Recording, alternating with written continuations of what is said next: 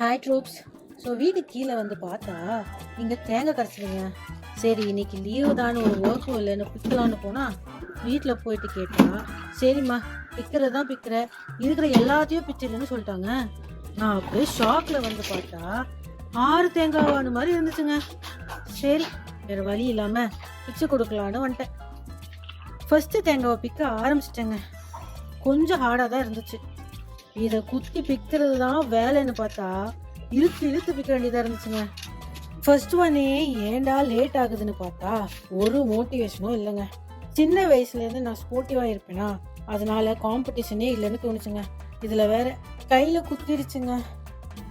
அப்பாடா, ஃபர்ஸ்ட் ஒன்று சக்ஸஸ்ஃபுல்லாக முடிச்சிட்டோங்க. 5 தேங்காவை நம்ம உரிக்க போறோம். எவ்வளோ டைம்குள்ளன்னு பார்க்கலாம் வாங்க. எல்லோரும் தயாராக இருக்கிறீர்களா?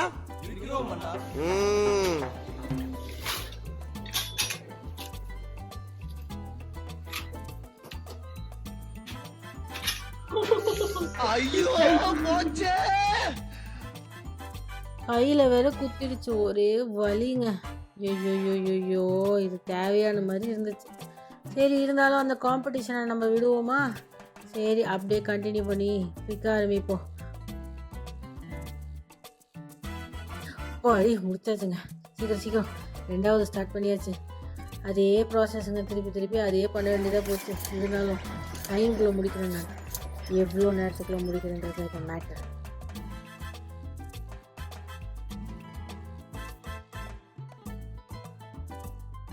ரெண்டாவது முடிச்சிட்டேங்க ஒரு வழியா. சரி ரெண்டாவது முடிச்சிட்டேன்னு திரும்பி பார்த்தா இன்னும் 3 இருக்குங்க.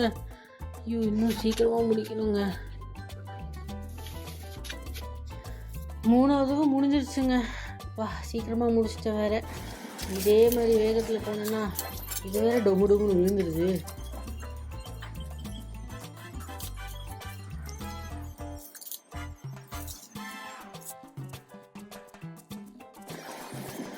வெறித்தனமாக 4வதையும் முடிச்சிட்டேங்க.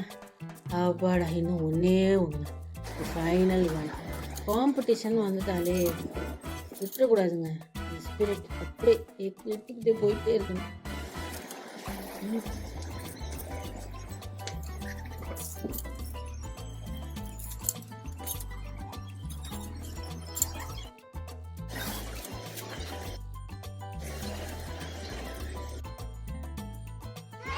அஞ்சு தேங்காவை 5 நிமிஷத்தில் முடிச்சிட்டோங்க.